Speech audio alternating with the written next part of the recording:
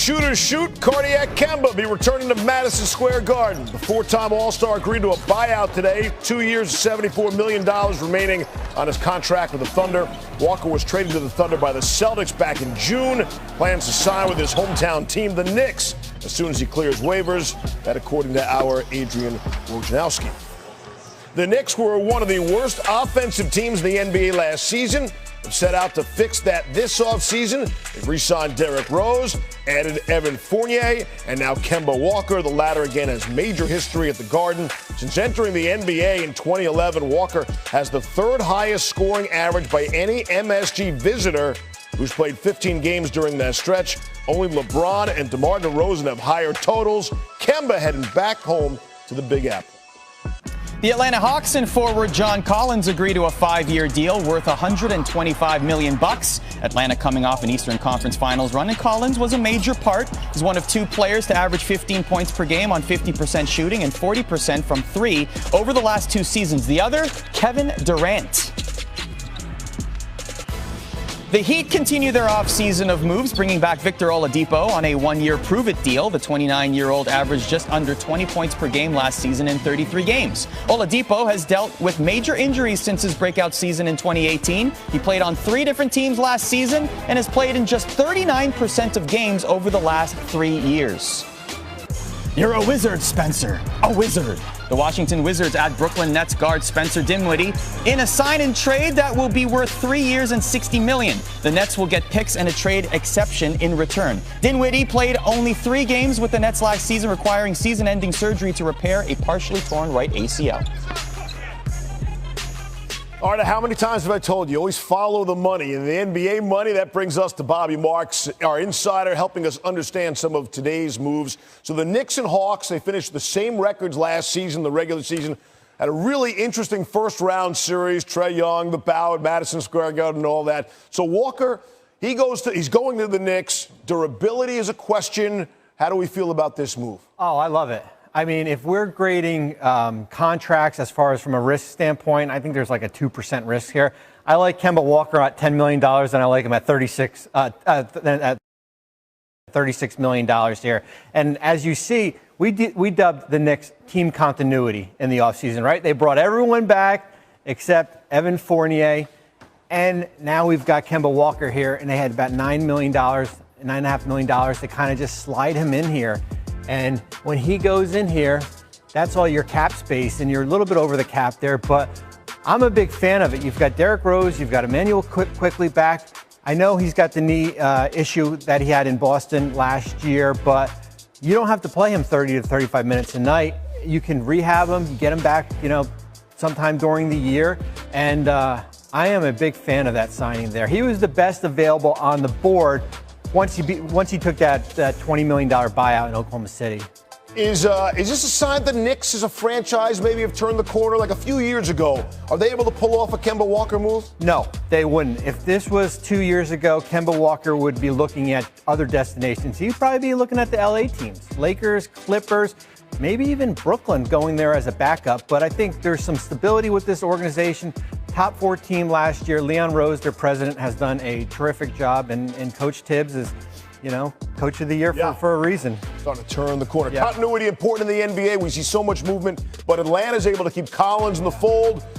Trae Young, obviously very happy about that. He got his money. He got his guy. What about this move? Yeah, I'm a big fan of it also. I mean, when you look at it, and it reminds me of a lot. Let me come over here. Yeah, come on over. It reminds me of a lot of when I went through it in New Jersey with Kenyon Martin.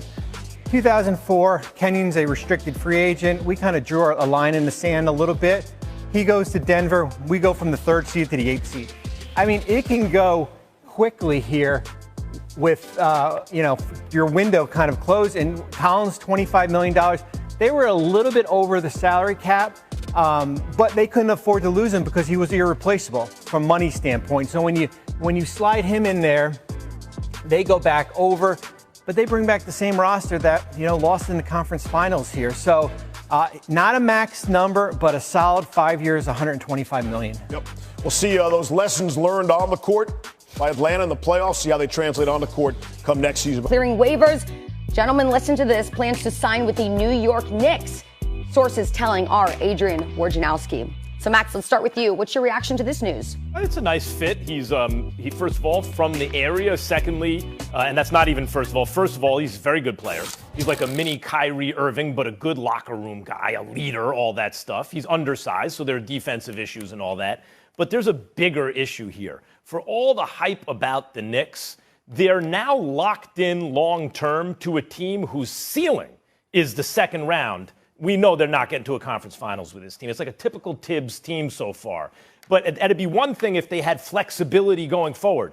But they're locked in long term. We saw in the playoffs, Julius Randle is at best really a third best option on a championship caliber team. Maybe a second best option on a championship contender. He's not a first option. Unless, Sam, so Kemba's a nice fit, but it's indicative of the fact that the Knicks have once again stalled in this latest kind of reboot where people are getting enthusiastic about it. They're once again in a position where they're unlikely to really break through and contend for a title based on the commitments they have to the players. The one guy I can see on the team, Sam, who if he breaks through and it's possible, maybe they could be better than that, is Barrett, RJ Barrett. But I don't know, like, can he go from a guy who maybe one day might make an all-star team to a perennial all-star? And even that move, absent a major superstar demanding a trade to the Knicks and the Knicks being able to put some of these guys together for him, they've stalled. Yeah, Max, I actually really like this move. Obviously, New York had Julius Randle succeed last year, and Julius Randle played well. But now you're adding Kemba Walker, right? We all know what Kemba can do. We all know he's talented. Now you're getting better. Is it where you want to go? No, but you've got a former MVP, Derrick Rose, so you have him in place. You have Julius Randle in place. You get a point guard in place. So it doesn't get you tremendously better. But maybe you do have a guy who wants to go to New York and make New York great again. I think that this is a really good move for the New York Knicks. I think it makes them better. I think you get a floor general in Kemba Walker, who wasn't doing well in Boston. We saw what happened even last year. I think this is a great move for New York, and I think it's a step in the right direction. Yes, more needs to be done. That is obvious. That's abundantly clear. But this is a very good step in the right direction. Okay, but how many, I've seen this before with the Knicks. I'll be 48 in a couple days. I've never seen them win a championship in my lifetime, and I've seen iterations of teams like this one make moves like this. It's a step in the right direction, apparently. But actually, it's kind of like if you're a kid and you're playing one of those mazes. Your mom takes you to a restaurant with right, and they give you the kids' menu, and it has that little maze, and it seems like you're making progress, but ultimately it's a dead end. And the route that looked like maybe, let me take this route, it's not, but it actually gets you there. This ain't the route that gets you there. This is the dead end route if you're looking for a championship. I'm just being honest about it. I'm not hating on the Knicks. Sometimes I like to, but that's not what I'm doing now. They're a tough out. This Knicks team is a tough out. They have a bunch of players who are above average at what they do at best, and they have no breakout stars. Derrick Rose is tremendous at this point in his career, but it's at this point in his career. He's not what he once was. Guys like Robinson and some of the other supporting cast, they're nice players. There are no impact players that can carry a team to a championship here, obviously. Yeah, without a doubt. They need more. New York needs more. But even with those mazes, you go through those mazes, you go the wrong direction, and all of a sudden, I got little kids, they do the mazes, they go back and they find the right way. So I think this is going down that direction and saying, hey, all right, we made a little progress, we figured out what works, but let's go back and let's find one of those superstars that may come and say, I'm going to come to New York, right? We talked about it. We talk about super teams in LA, super teams in Boston. What if we could make a super team in New York? Find one superstar, some impact player to come and really be the go-to guy. There is a super team in New York. There is a super team in New York. There's a super team in New York. They play right there. Not too far from us. Best team in the NBA when healthy.